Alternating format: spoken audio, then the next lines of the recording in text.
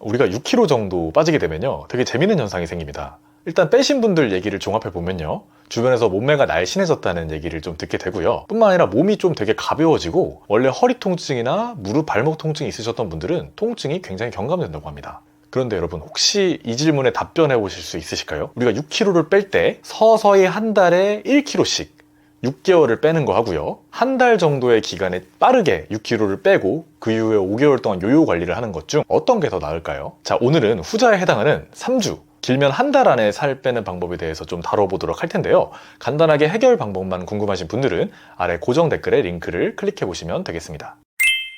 우리가 이론적으로는 살을 뺄 때 서서히 빼는 게 더 좋다고 생각하실 수가 있는데요, 현실에서 다이어트에 성공하신 분들을 보면 많은 경우에 빠르게 살을 먼저 빼내고 그 이후에 요요 기간에 좀 집중을 해서 체중 방어를 해내신 분들입니다. 왜 그런지는 이따가 금방 좀 설명을 드리도록 하고요. 문제는 요즘 살을 좀 빼야 되는데, 아니면 직장인이 너무 바쁘셔가지고 운동을 하실 시간이 없으신다는 분들이 꽤나 많습니다. 저도 뭐 운동을 거의 못하고 있거든요. 그나마 다행인 건요, 운동 자체가 살을 빼는데 그렇게 도움이 되진 않습니다. 러닝머신 좀 타보신 분들은 아실 텐데요, 1시간 유산소 운동에서 소모되는 칼로리가 200kcal 정도입니다. 따라서 운동을 따로 5시간이나 10시간 정도 하지 않는 이상은 운동은 건강 목적으로 하는 것이지, 살을 빼려고 운동하는 것은 사실 비현실적인 방법이라고 볼 수가 있습니다. 그래서 운동 없이 단기 다이어트 시작해 보겠습니다. 단기 다이어트가 영상 주제이기도 하지만 원래 다이어트 자체가 길어야 3달까지를 목표로 잡는 것이 좋고요. 사실 한 달에서 2달 정도가 가장 좋습니다. 그 정도를 체중 감량 목표를 정해서 빼내고 그 이후에 요요 관리를 중점적으로 하는 것이 좋아요. 왜냐면 다이어트를 하시려고 식단을 오래 하시고 오래 굶게 되시면 기초대사량이 떨어집니다. 더 이상 굶어도 점점 효과가 떨어지는 거죠. 왜냐면 우리 몸은 먹는 약이 줄어든 기간이 길어질수록 어떻게든 적은 양으로 효율적으로 에너지를 쓰고 덜 쓰는 방향으로 바꿀 거거든요. 이 때문에 6개월 동안 서서히 빼더라도요, 요요라는 건 결국에 오게 됩니다. 계속 관리하면서 신경 쓰면서 하셔야 되고요. 그래서 실제로 6개월 동안 6kg를 서서히 빼셨다는 분들도요, 1kg, 1kg, 1kg 이런 식으로 안 빠지고요, 첫 달에 2.5kg, 뭐 두 번째 달에 1.5kg, 그 이후에 0.5kg, 0.5kg 이런 식으로 보통 빠지게 됩니다. 만약 일정 무게만큼 매달 빠지셨다는 분들이 있으시다면요, 축하드립니다. 그건 굉장히 축복받은 체질을 타고나신 거고요. 하지만 저도 그렇고요, 대부분은 사실 이렇게 잘 안 빠집니다.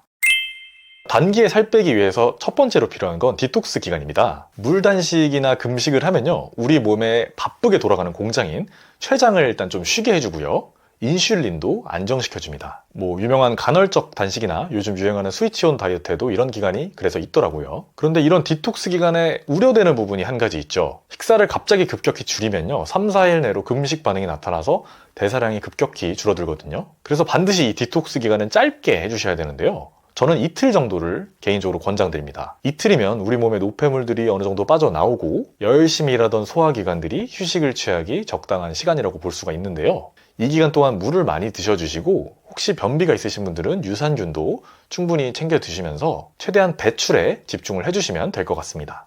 참고로 뭐 이 기간에 굶는다고 살이 막 쭉쭉 빠지진 않습니다. 보통 뭐 체수분이 많이 빠지는 기간이기도 하고요, 체중이 감량이 잘 안 돼서 좌절하시기보다는 몸의 염증을 좀 빼주고 다이어트를 우리가 할 수 있는 건강한 몸 상태로 만들어주는 기간이라고 생각하시면 될 것 같습니다. 사실 살 빼는 건 정말 생각 이상으로 엄청나게 힘든 일이거든요. 우리 몸은 그대로 좀 유지하려는 항상성이 있는데, 이 항상성 그대로 살다 보면 세월에 따라서 우리 몸무게는 점점점 우상향할 수밖에 없습니다. 그런데 이걸 역행해서 몸무게를 줄이는 거는요, 절대로 만만한 일이 아닙니다. 따라서 다이어트 성공하신 분들은 정말 스스로 대단하시다고 자랑스러워 하셔도 될 것 같아요. 자, 디톡스 기간은 이틀이니까 버틸만 하시겠죠? 입이 심심하실 때는 껌으로 좀 달래가면서 진행해 주셔도 좋습니다.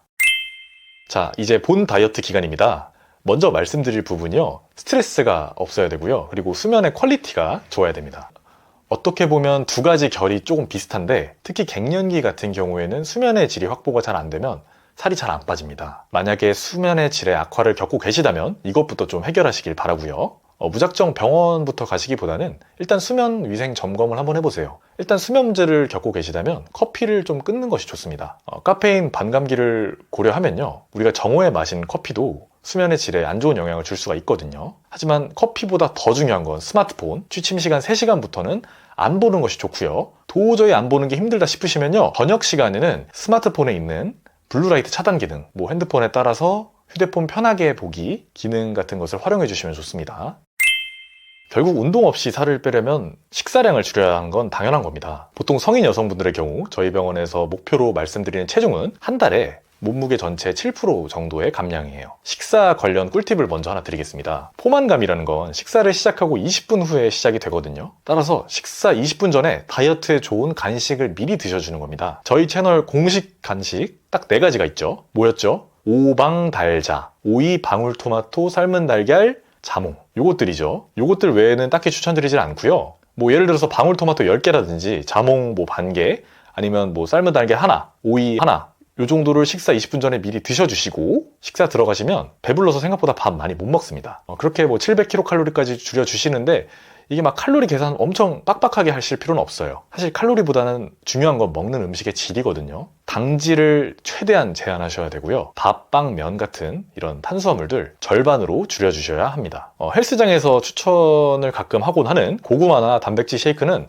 저는 추천드리지 않습니다. 저는 개인적으로 이론보다 실제가 훨씬 중요하다고 생각을 해서 예를 들면 어떤 음식이 살 빠지는 음식이라고 나와도 그거 드신 분들이 살이 쪄서 오면은 의심부터 하고 보거든요. 그런데 경험적으로 봤을 때 고구마나 단백질 쉐이크는 다이어트에 좋지 않은 경우가 많았습니다. 자세한 내용은 위 영상을 참고해 주시고요. 결국에 이렇게 먹는 것이 첫 번째로는 스트레스가 없어야 되고 두 번째로는 지속이 가능해야 합니다. 그렇지 않으면 요요가 반드시 심하게 오거든요. 그러면서 저희 다이어트 환약을 추천드리는데요. 일단 다이어트 환을 드시면 첫 번째로 배가 덜 고프고요. 두 번째로 기초대사량을 올려서 다이어트 시에 가장 걱정되는 기초대사량 떨어지는 것을 방지해줍니다. 저는 사실 이게 가장 중요한 효과라고 생각을 하는데요. 결국 식단을 열심히 하시더라도 대사량 낮아지는 걸 막을 수는 없거든요. 그나마 막을 수 있는 방법은 식단을 하시면서 운동을 병행을 하시는 건데 이게 이론상으로는 되지만 운동을 하시면은 입맛이 돌아가지고 다시 식욕이 돌게 되는 그런 악순환이 있더라고요. 물론 식단 운동을 꾸준히 정신적으로 하실 수 있는 분들은 그렇게 하신다면 다이어트 반드시 성공하실 수 있습니다. 근데 저 같은 평범한 사람들은 좀 힘들더라고요.